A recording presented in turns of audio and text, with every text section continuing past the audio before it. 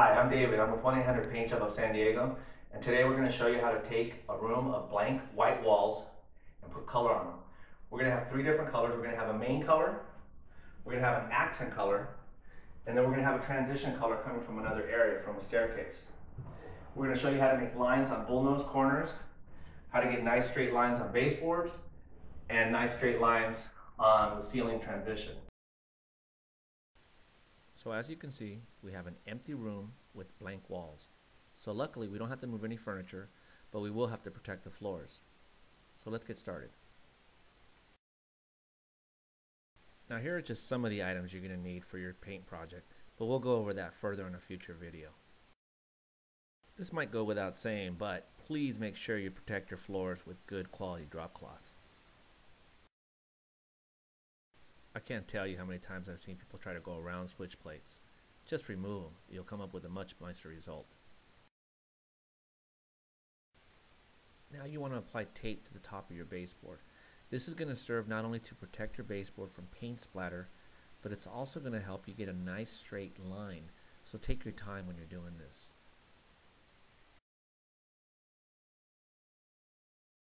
If you have several gallons for one particular color, make sure you mix them all together before you start to ensure color consistency for the entire project. When you actually start applying paint to the walls, start with the roller first. You'd be surprised how many areas you can cover with the roller, and it'll cut down on how much you have to trim with the brush. Now that you've rolled that first coat of paint, go ahead and trim all your walls 2 coats, everywhere except along the base. I'll explain why a little bit later. The first trim along the base you do not want to overlap onto the tape. You want to come about 1/4 of an inch from the top of the tape. I'll explain why a little bit later. Now that you've trimmed everything 2 coats, go ahead and roll on your second coat of paint. This will help ensure good coverage and good color consistency, which is extremely important. Now, before we give the baseboard a second coat of paint, we have to fill in all the gaps. We do this by applying a coat of caulking along the top of the tape. This will help ensure to fill in any gaps, any air gaps in the tape that can allow the paint to seep onto the baseboards. Apply the caulking to just enough wall area that you can caulk and paint before the caulking dries. This should be about 20 linear feet of wall.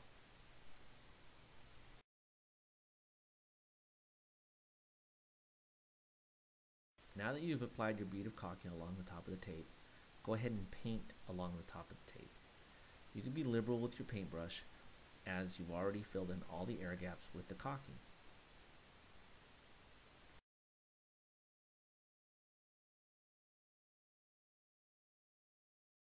Now, for the moment of truth.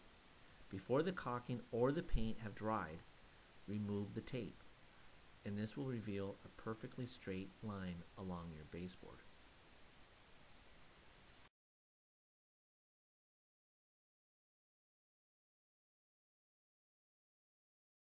As you can see, a perfectly straight line.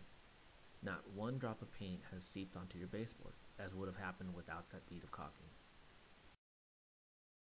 Now that the main color is done, let's move on to the accent wall. Since we only have one wall, we're only going to use 1 gallon. Therefore, we're only going to use a paint tray instead of a bucket. Just like we did before, we're going to roll the entire wall before we start to trim.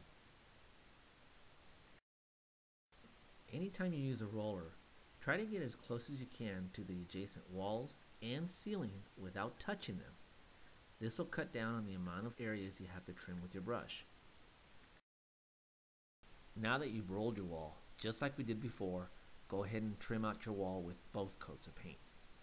Now, the trick to a nice straight line along the top of a wall is to actually overlap onto your ceiling with your wall paint about 1/16 of an inch. Now, you do have to have a pretty steady hand to do this, but it will give you a nice straight line. Unfortunately, along the top of the wall is the only place that this little freehand trick will work. The reason being is the distance and the angle that most people tend to view their wall from doesn't reveal that little bit of extra paint overlapping onto your ceiling. Now, since we overlapped with our main color onto the accent wall, we only want to come about 1/16 of an inch from that wall with our accent color. We'll straighten that line out a little bit later. And just like we did before with our first coat of paint, we only want to come about 1/16 to 1/8 of an inch away from the baseboard. So now we're going to show you how to make a nice straight line with the accent wall and on a bullnose corner. So now we're going to make the line between the accent wall and the main color. With one continuous piece of tape, we're going to mask off the main color. Remember, we need to seal all those air gaps in that line of tape. Now, just like we did before, we're going to seal that with caulking. But this time we're going to mix the caulking with some of the main wall color. That way, if any of the caulking seeps under our tape, it'll blend in with the main wall color. Now that you've thoroughly mixed the caulking and the paint together, you're smeared over the line of tape, just like we did for the baseboard.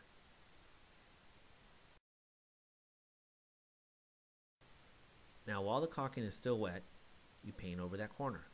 Remember, don't be afraid to overlap onto the tape, as we've already sealed all the edges.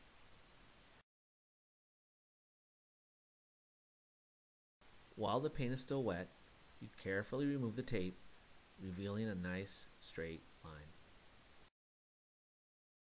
As you can see, once again, not a single drop of our accent color has seeped onto our main color. Now to make a straight line on a bullnose or rounded corner. Just like you did before, you want to make sure that you use one continuous line of tape. We usually like to place the tape right in the middle of the rounded edge. You really want to take your time when you're applying the tape on a bullnose corner. Your paint line is only going to be as straight as your tape line, and a crooked line on a bullnose corner sticks out like a sore thumb. Once again, mix your caulking and your paint. Smear the mixture over the entire line of tape to make sure we seal in any air gaps. While the caulking is still wet, we paint right over the tape. While the paint is still wet, we carefully remove the tape, revealing a perfectly straight line. As you can see, once again, not a single drop of our lighter main color has seeped onto our darker color. Now that all the tricky corners and edges have been done, let's finish off the accent wall. So off camera, our accent wall has been rolled twice, and everything except along the base has been trimmed twice. So we finish off the baseboard just like we have on all the other walls, using the same procedure as before. Now the only thing left to be done is to clean up. So we fold up our tarps and reinstall our switch plates. So now you see how we've taken a room with boring white walls and we've put lots of color in it.